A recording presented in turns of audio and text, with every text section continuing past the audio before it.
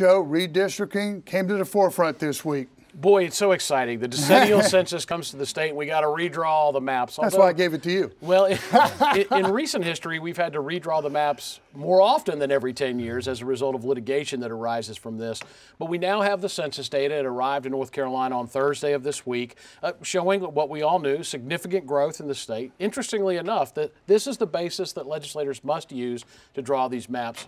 On the state legislative district side, the 50 Senate districts and the 120 House districts, there's a little more latitude. They have a plus or minus 5% in terms of the total population contained in these districts.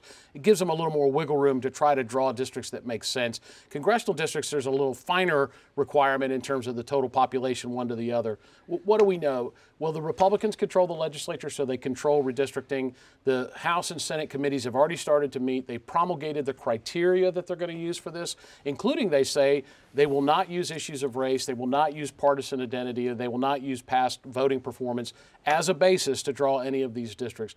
Now, the thing that's a challenge for this process is, as we said before, it's all likely to end up in litigation, so the process has to be surgical. Everything that the Republican leadership says or does relative to redistricting could end up in a lawsuit as the other side tries to contend they were fixing the books, as it were, to try to get districts that favor Republicans.